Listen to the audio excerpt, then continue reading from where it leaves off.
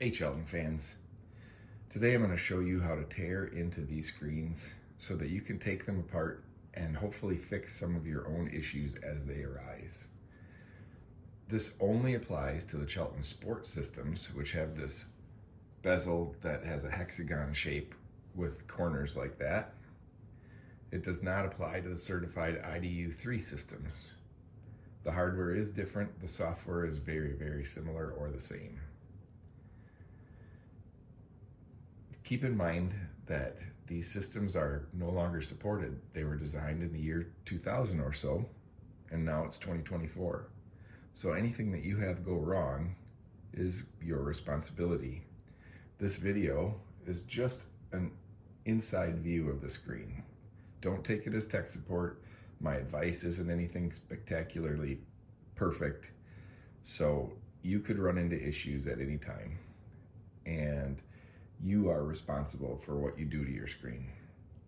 I just want to show you the inside so that maybe you have a little less fear of how it comes apart. If you are a Chelton owner of one of these sport systems, since they aren't supported, the one thing that I always tell everybody is make sure you have spare parts. You should have spare screens, spare AHRs, spare everything. If you don't have a spare screen, once one of these buttons or switches breaks or something goes bad internally, you're done. And if you don't have a spare AHRs, you're going to be facing an expensive and long repair process to get it repaired. The GATAHR systems that you use with these screens occasionally have issues themselves. This is likely due to lead-free solder being used in the manufacturing process originally. And when they are repaired, they get repaired with leaded solder and things will hold up far better. So make sure you have a spare GATAHRs if you're going to keep these systems. With these things being designed 20 some years ago, it's very important to have spares. Even just the memory cards alone, if you remember smart media cards, those are not available. They haven't been made for over a decade. And then they came out with XD cards to use in the same sort of digital cameras. These haven't been made in a long time either. Then there were some adapters that you could use to put XD cards into smart media cards. And as you can see, this is an original older one. They aren't very available either anymore. And this particular design was a real bad one because with the bezel thickness, when you slide the card in, there wasn't enough room to slide the card in deep enough to seat it properly. So in order to use this one had a rubber coating over the socket. I had to rip the rubber coating off, take a Dremel tool and cut the socket off and then protect the pins and not cut through the pins and get it so that you could actually insert the card and you have to manually get it to about the right spot. And then you could have the card work in the screen. XD memory does work. You can use up to 128 megabyte, and that's megabyte, not gigabyte, cards. These things have to be formatted FAT16. They can't be formatted FAT32. I have found that formatting does not work very well on Windows 10. You're better off with an old Windows 7 system, so don't throw out your old computer. You're going to need something that's old sometimes to deal with these. And I, in fact, format all mine on a MacBook because there are command line commands that you can run to format FAT16 and it works better than the Windows formatting if you use Windows 10. So if you're having problems with the card not being recognized and you're trying to do database updates or get to the ground maintenance menu, it's likely either going to be a bad card or a bad format. First I try reformatting them and then I just throw the card away. I literally have a bag of these XD cards, about 20 of them, that have gone bad. These are some of the most touchy and troublesome memory cards that you will ever find. They aren't very reliable. There is a problem that gets caused. You cannot insert the card with these powered on, by the way, so make sure your screen is always powered off. But these cards are very easy to kill. if you put them in and out with power on, or even sometimes if you just touch them wrong, the card might actually work in a digital camera and you might be able to load files onto it, but it might not trigger the card recognition that it takes to use this to upgrade databases or edit system limits or anything like that. So I don't know what's special about the card, but when that happens, you're just going to need new cards. So again, I tell owners, have at least 10, maybe 20 smart media cards handy, or XD cards with adapters. The adapters are almost impossible to find anymore. But have a whole pile of these cards handy, because when they go bad, you're stuck. You won't be able to edit system limits, you won't be able to upgrade databases, and then the system is essentially junk to you. So keep spares. I don't know how many times I have to tell people that, but definitely do. Another piece of advice, here's my cord that I use when I want to power this thing up on a bench. Notice that I just use random wire, so no color patterns are special or anything. But this cord goes in the J3 connector, and it has a PS2 port.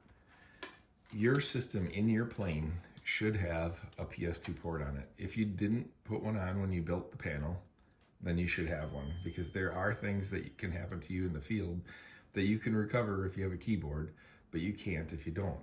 At minimum, you should have a cord like this that you'd carry with you so that you can plug it into a computer.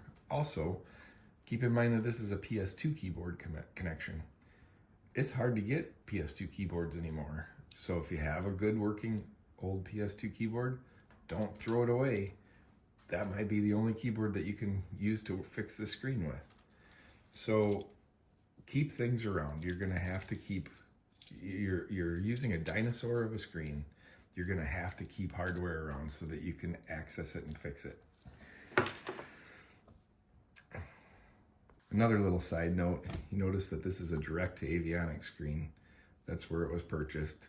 Yeah, these are the guys that screwed you out of a lot of money in some cases for some people.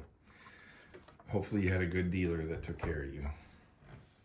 Now, to get into the screen, like I said, you take out the screws that are around the outside edges, and I only have a few left. I try to keep track of where everything came from. In these screws, it's not so important, but you're gonna wanna make sure that you know where everything goes when you take it apart. Mine will come apart very fast because I have all these screws out already. This is just a bench unit that sits around just for me to test and tear apart and show things off with. You can tell from the inside that this one's been in a fire before. There's soot around the CPU. There's a memory card in it. By the way, you can upgrade this memory. This one's a 256 meg unit. I can't remember if it comes with 128 for most people, but this memory, if you can still buy it, is upgradable. I haven't tried going anything higher than 256, I don't think. Maybe I have some with 512 in it, but I always figured that it's just a computer, and anytime you can give a computer more memory, you're only going to improve it. Now, within reason, because keep in mind, this is an old 650 megahertz computer, so things were old and different back then. Next, when you're going to take apart the screen, there's 4 screws. They're really skinny screws, but they're on 4 corners that go into these tall standoffs for the motherboard below. You're going to want to remove all 4 of those and set them aside. Mine are already removed. One thing to keep in mind too is that if you have problems with the screen getting scrambled occasionally, to me that happens every 1 or 2 years, and it usually happens during humid months. What I have found is that if you take apart the screen, you can take memory and everything out.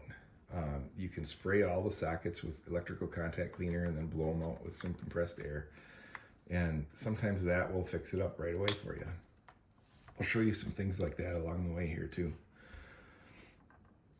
The CPU does come out.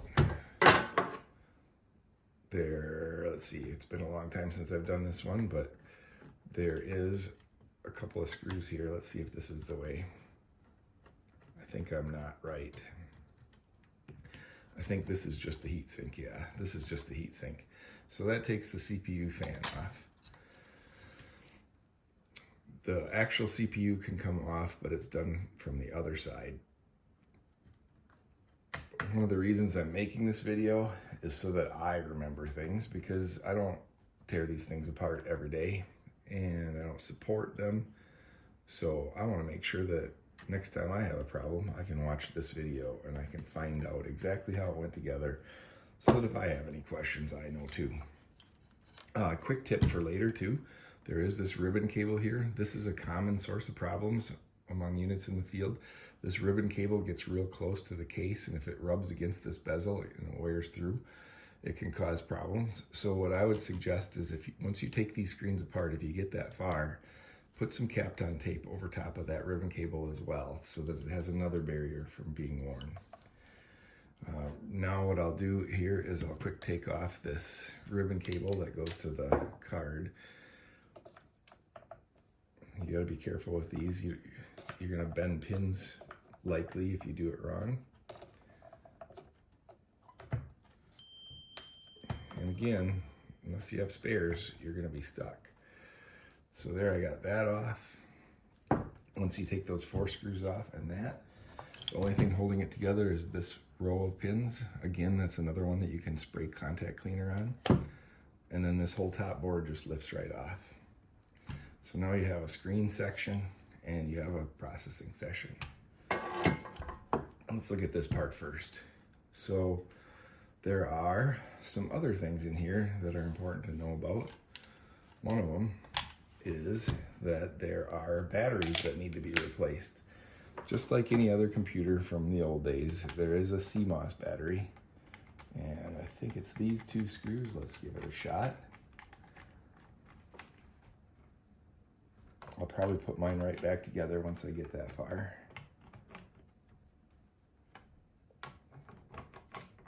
There we go. Those will take off this support for the fans, and there's your battery right there. It is soldered onto the board. It is available. I can't remember the part number right now, but on the forum you'll find it. And you can see right there, there's a label of that this board was designed in the year 2000. And let's see here. Looks like these are the 2 solder joints that hold the battery on. You will need a good way to desolder that. I'm not a big fan of using solder wick when I don't have to. I'd rather use a desoldering iron. So I want to do as little damage as possible to this system when you take it apart. So try to make sure that you always have the right tools to do the job, but that would be how you get to the battery.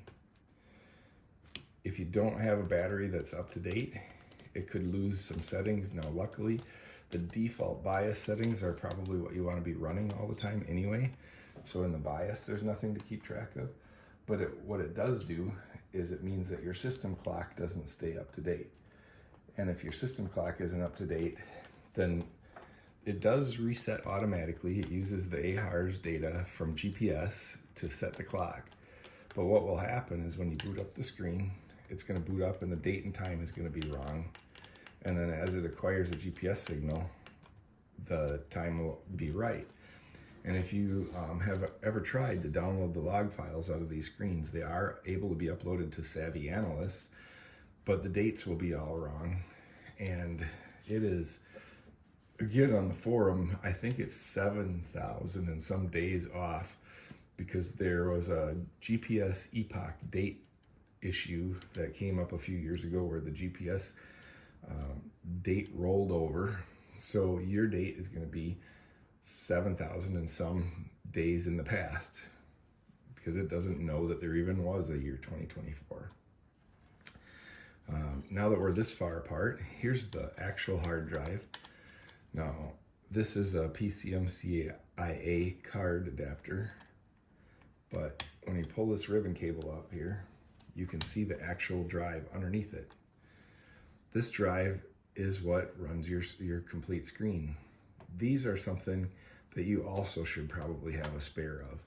The PCMCIA cards, this one's a CF card stuck in an adapter. The memory is basically the same. Notice that this is an industrial card and it's 2 gig. The stock cards were a 512 meg ATA card, and those are fine. 512 does fine, but what you can do with a lot of creativity is if you have a larger card like this, you can format it out to 2 gig. That's the max that the screen will recognize. And then when you use that for a drive, you can have terrain from different areas on. So if you're traveling and you want to go to a different region that your terrain isn't supported with, like if you fly all the way to Alaska, you'll want different terrain than you will in the mainland. You can actually have both terrain files or both terrain directories on this card. And if you have a keyboard along, you can actually copy it and change terrain while you're on your vacation. So this 40 or 44 pin connector has to snap back down on those pins, but for right now, I'm going to take that card off. There is a metal card keeper. I don't think this card has one on it right now, but there is a card keeper that holds this card down, and I would not fly with the card the way it is when it's in the adapter. I always take and put some tape over it to make sure, and I put Kapton tape below it so that it can't short out against the circuit board. But you're going to want to make sure that that CF card can't come out of the socket at any time. With those screws and that other keeper off, now you have the whole hard drive out on its own separate board. There's really nothing that you have to work on under this area, but just wanted to show you that. All right, I put my drive back in and my screws back in. One final note about the drive is that you can clone these drives, and just like the low size memory isn't available for the XD and smart media cards anymore, it's getting to be harder and harder and more expensive to find CF cards in the 512 to 2 gig range. So if I was you, I would get at least 3, 4, 5 of them and clone all your cards. I'd carry a cloned copy and get the PCM CIA card adapters for these. And I would carry an adapter and a CF card that's programmed for each screen in the plane, so that if you have a drive corruption while you're flying somewhere, you can quickly pull it apart and replace the drive. Do it after you have a good running copy. If you're still repairing your screen, make sure that your system limits have been updated so that all that stuff just transfers over to the next screen. But carry a spare drive. Oh, I know what I was going to show you under here. If you pull this card off, I'll keep this thing off again. Once that drive is out of there, you have access to these 4 lugs there, and that's what holds the CPU in place. These are some really crappy screwdrivers, but let's see if I can get this one off.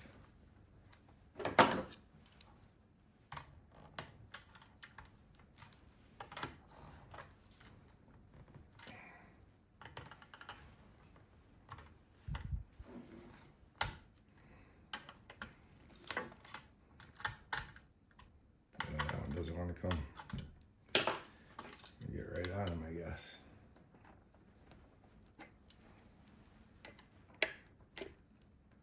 All right, I loosened those screws without the camera on, but once you pull these 4 lugs off,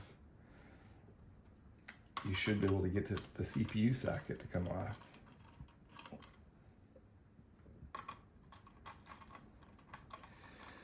This wouldn't be important unless you're having problems with the screen. And if you're getting things like screen scrambling and other stuff going on, this is just one of the things that I get into and take apart. But once you got those lugs off, this CPU should pop right off. And there's the whole CPU. It's got these funky push-in connectors, a couple rows of them there. And there's the socket for them. So those you have to be careful. Again, I'm not being nearly as careful as I would if I was working on one of my good screens, but these push right back down. And of course, when you're working on this stuff, one thing I'm not doing right now that you should use anti-static wrist straps and work on an anti-static mat. I'm not too worried about this screen. And I've torn it apart so many times that if it dies, it dies. But you don't want to wreck a screen just because of static, especially if it's wintertime. Better to do this stuff in the spring or summer. Oop. All right, I got mine back together. I put the CPU socket back together. You got to be careful that you don't pinch wires. One thing I have not found, if somebody else ever finds it, I would love to know where to get them. But these fans right here and this fan right there, it would be nice to have spares of something like that. These are the ones that get real noisy sometimes. Yours might be making noise, and if it is, then that's probably the problem.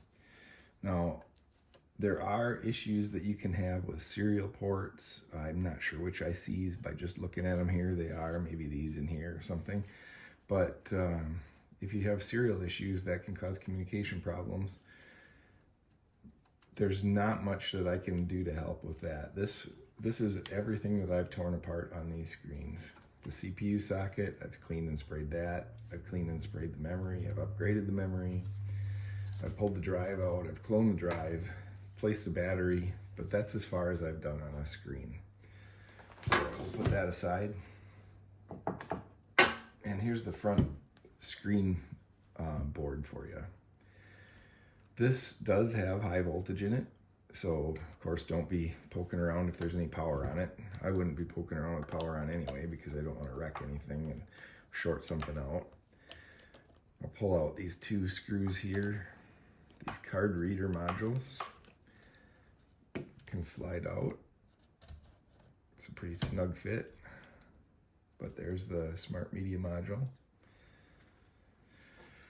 And there's the screen module. These standoffs will come out. Again, yours might be tighter. There's the standoffs out. And then you have these connectors with this ribbon cable. So now, once I get this far, it's attached just by the ribbon cable. So you have to start getting these ribbon cables taken apart. And I have a note here that says this one's got a bad dimmer. I think I will only take apart one of these parts of the ribbon cable this time.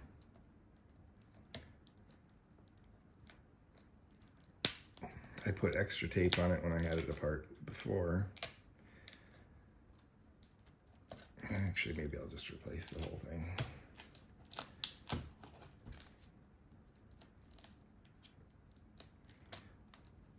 There. So the Kapton tape is all gone. Now, these connectors right here, this little brown tab flips up. Just flips up like a hinge, and then that cable comes off. This is one of the places that you would clean if you have screen scrambling. And notice how the connector comes up.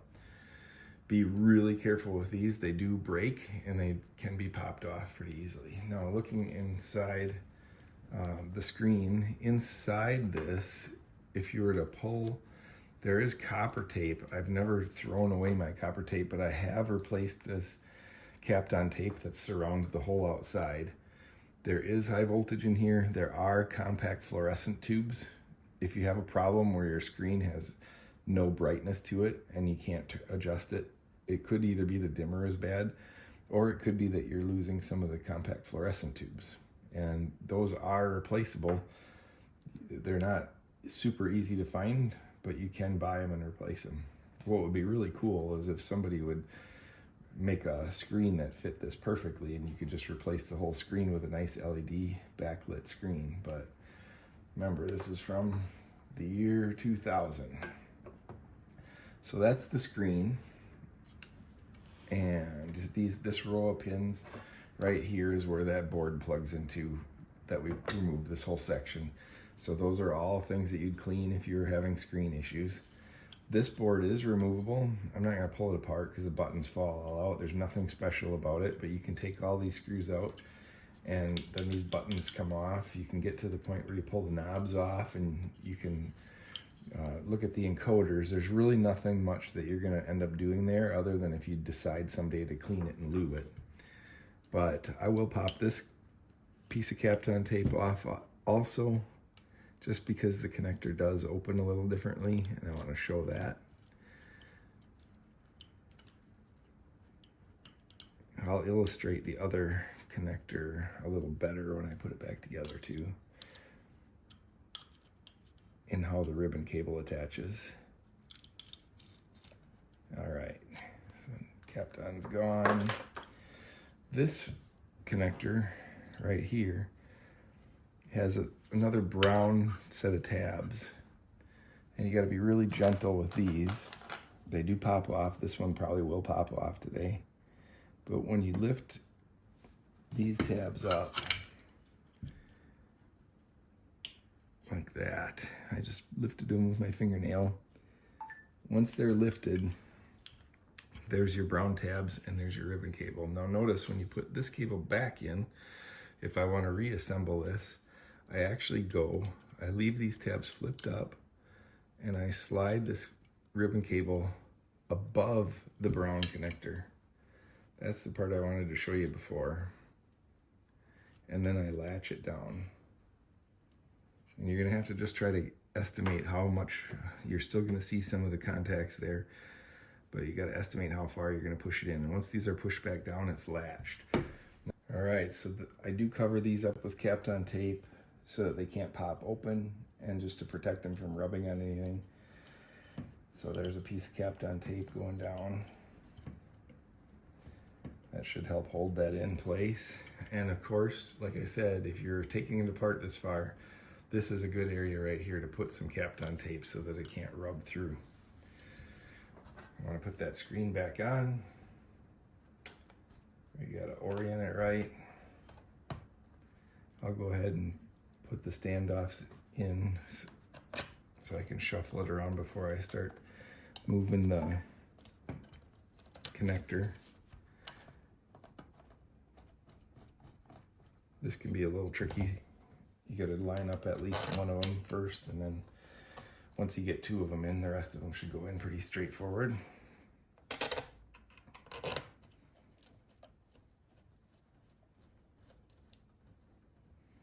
Looks like this board was designed in the year 1999.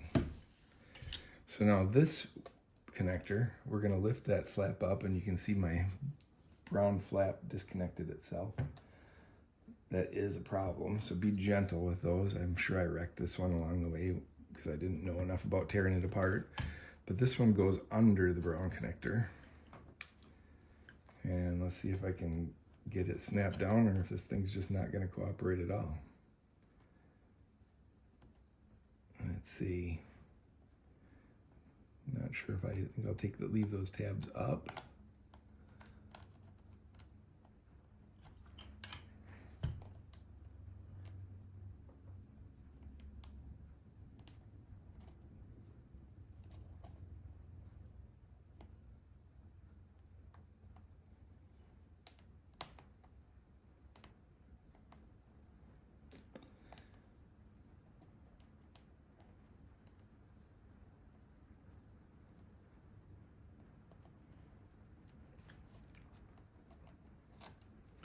Probably have to edit out some of this time, huh?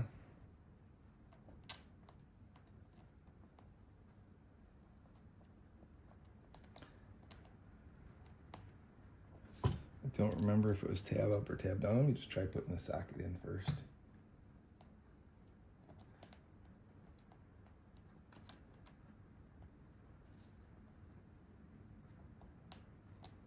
Oh, it's tab down. Okay, I finally got that in there again. It does go with those tabs, those two tabs sticking down, not up. So now that I got it in place, it's not going to want to stay very well. But I'll stick that rubber or that ribbon cable underneath there, and then I'm going to fold this sucker down. And it doesn't look perfect.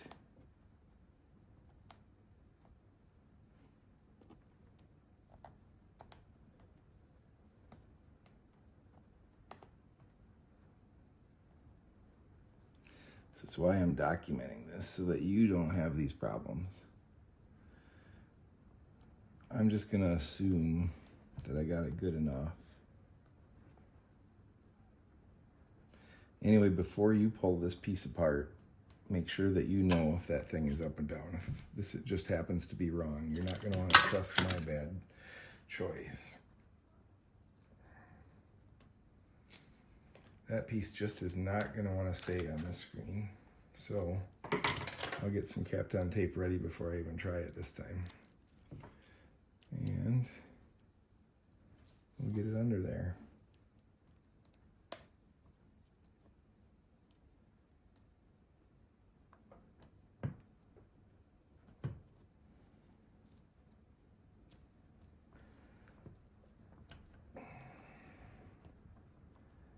No, one of the things that I want to answer right away, I do not work on these for people. In fact, I would call you crazy if you were even willing to ship it to me, because you can insure these things for all you want to when you send it to somebody. But if it gets wrecked, it's wrecked. There aren't parts available anymore. So unless you have spares, then you're stuck. So I'm not working on these for anybody except for myself when I have to. I wouldn't be tearing apart this screen if it wasn't for wanting to document it. So keep that in mind. Don't ship your stuff to people. You're just risking it.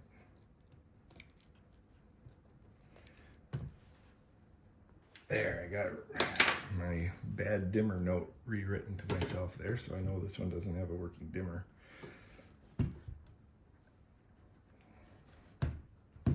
All right, so I loosened up these 4 screws on the bezel to make it fit better to slide in here, make it a little loose so I could slide this module in place.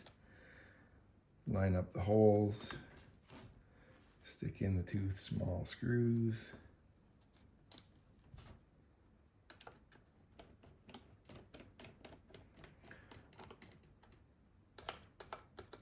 And there's the smart media card module. Now let's put this top back on again. And line up those pins. Push it together.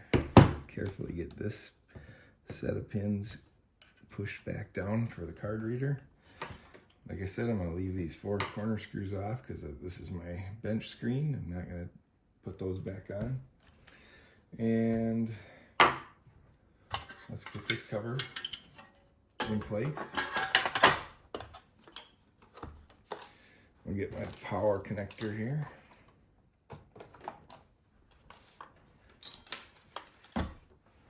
And get a power supply that I just happen to have around.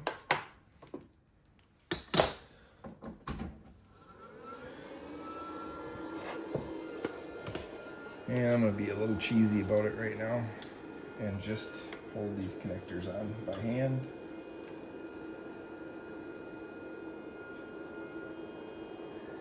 Screen lights up. Oops, gotta hold them on tighter than that, Tim.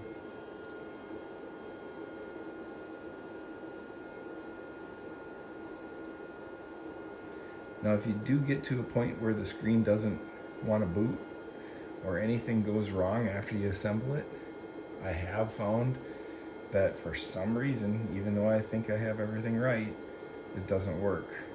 So just tear it all apart again, or tear the main board off or something.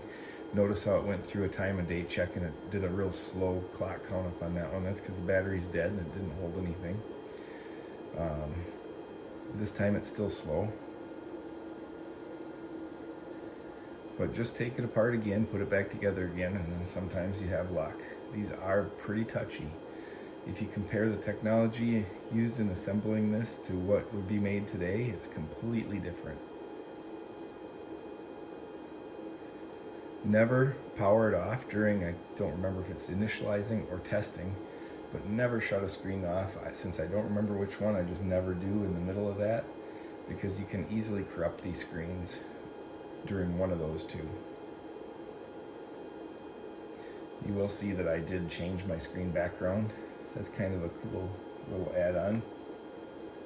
And there's the date. This one was updated last May. So it all works. even with that crappy connection for the ribbon cable. And that, my friends, is tearing apart a Chelton screen. Hopefully, at least now you've seen the inside, you know a little bit more about it. And if you have questions when you're doing yours, you can kind of look at some pictures here and know what to do. Good luck with your repairs. Keep in mind that you are the only source of repairs, unless you have a friend who's willing to stick their neck out for you. So do your best to keep these things alive. Keep them out of the humidity. Take good care of them. Have lots and lots of smart media cards on hand. And you can still be flying with them for a few more years. If you don't, then make sure you're budgeted for a panel upgrade and get something like the Garmin G3X to replace it. Those are going to be lighter, probably use less power, take up less space, and have even more features. So, you know, but you still can't beat the awesome IFR planning menus that these have. These are the easiest to use screens for throwing in an IFR plan that you will ever use in your life. By far, the best operating system that I've ever used. Have a good day.